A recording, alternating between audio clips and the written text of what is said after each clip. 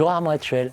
Bonjour Jean-Philippe. Armand Hatchuel, vous êtes professeur émérite à Mines ParisTech, PSL Université. Bon, on ne vous présente plus Armand Hatchuel là. Danone. On va parler ensemble du cas Danone. Le moins qu'on puisse dire, c'est que là, ça représente une petite épreuve quand même pour le statut d'entreprise à mission, société à mission. Alors, quel regard on peut porter sur le cas Danone, entre plan de suppression d'emplois, éviction de son PDG, Emmanuel Faber, et comme vous êtes un des penseurs de la société à mission, évidemment, on vous attend sur ce sujet. Écoutez, oui, je pense qu'on a tous eu raison de réagir, de débattre de l'affaire Danone. Parce qu'il faut rappeler quand même que c'est un limogeage d'un dirigeant charismatique, il n'y en a pas beaucoup, qui séduit énormément, qui a intéressé les étudiants, son fameux discours d'HEC. Donc beaucoup plaidaient pour que ne pas traiter en quelque sorte le fait que qu'un PDG perde son poste de manière banale.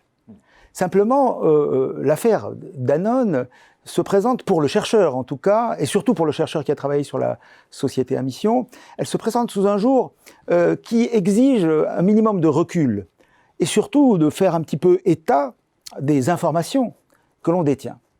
Or, cette affaire, quand on regarde, il y a deux points de vue possibles. Le premier, c'est, au fond, quelles ont été les causes de l'éviction d'Emmanuel Faber. Et le deuxième, c'est, est-ce que la société à mission a joué un rôle dans cette éviction, ou est-ce que la société à mission est restée probablement l'une des meilleures décisions d'Emmanuel Faber, puisque, il faut le rappeler, c'est lui qui engage le processus d'acquisition de ce statut et qui l'obtient, c'était en juin dernier, en juin 2020, 99% des actionnaires, du vote des actionnaires. Alors, d'abord, remarquons quand même que les raisons de l'éviction d'Emmanuel Faber demandent à être précisées. Voilà. Il y a certes un coupable idéal, on va dire, il y a un bad guy, qui sont les fonds activistes.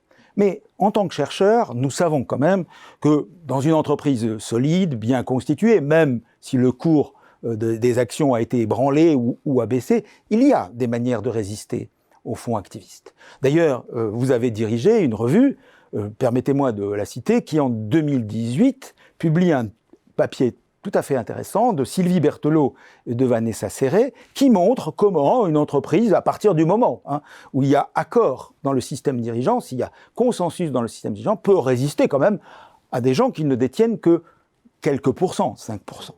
Donc il ne faut pas, tout de suite se précipiter et se demander, mais finalement, qu'est-ce qui a précipité l'éviction de Faber? Pourquoi n'a-t-on pas vu, par exemple, des stratégies de défense allant jusqu'à l'Assemblée générale et même la construction de résolutions, comme on le voit dans la plupart des cas? Et donc, sur ce premier point, je pense qu'il faut rendre justice à Emmanuel Faber.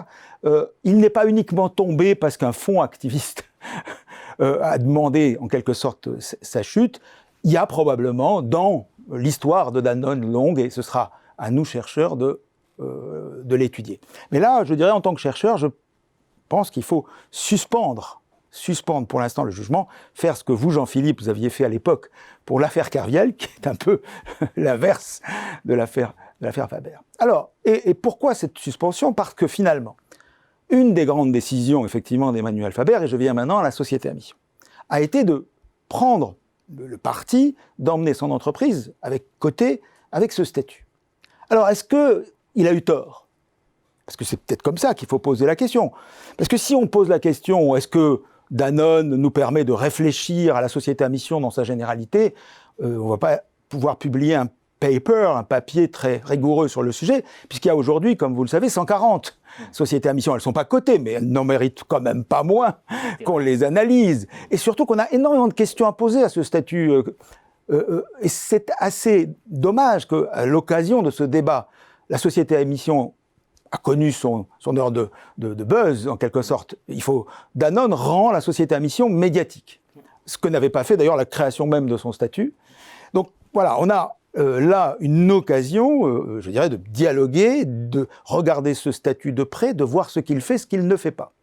Et là, revenons, si vous voulez, à la décision d'Emmanuel Faber. On pourrait dire que Emmanuel Faber a très bien calculé. Pourquoi? Si un dirigeant veut défendre la politique pas lui, pas sa tête, mais la politique qu'il mène, en l'inscrivant dans le marbre, eh bien, il garantit l'exécution de cette politique. En tout cas, il garantit qu'elle va être défendue. Eh bien, qu'est-ce qui est en train de se passer aujourd'hui ?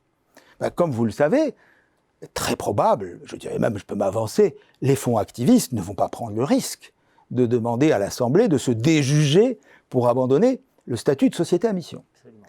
Mais s'ils ne le font pas, prenons cette branche, mais alors ça veut dire que tout est en place. Le comité de mission, il est en place. Et Danone s'est donné un comité de mission prestigieux.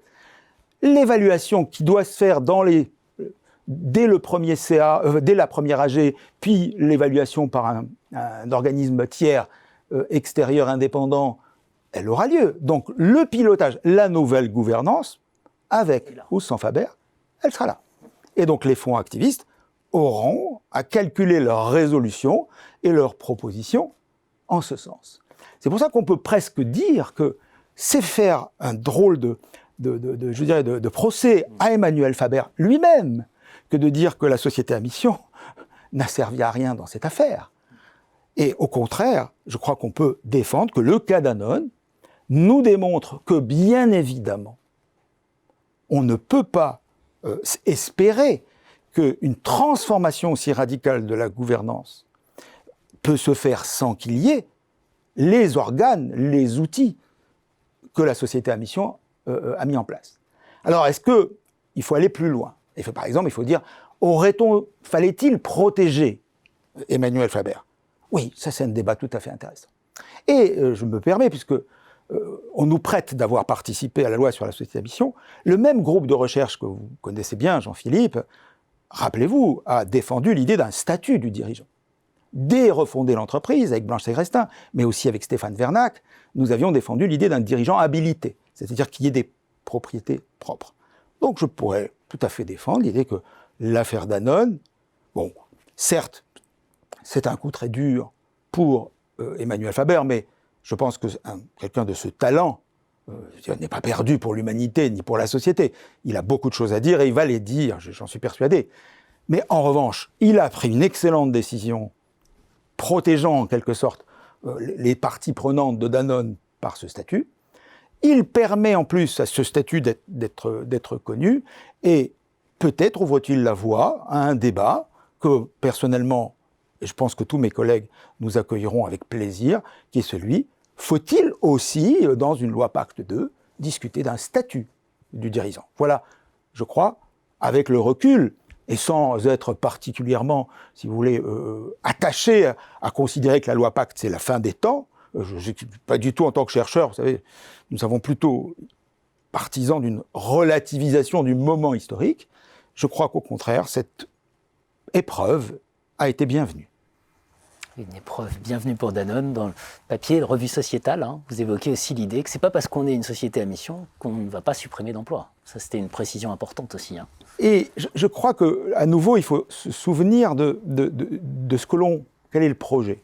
Le projet, c'est de responsabiliser l'entreprise. Voilà. Le fonctionnement classique, celui qu'on a vécu, ne permet pas de responsabiliser et de responsabiliser de manière crédible. Je suis le premier à entendre des tas de gens qui proposent des outils, des systèmes d'évaluation, des critères. Mais je rappelle encore une fois que le système comptable, ça a été précisément ce qu'on a fait sur la société à mission. Certes, il y a des critères, mais on a installé la profession comptable, on a installé des organes de contrôle.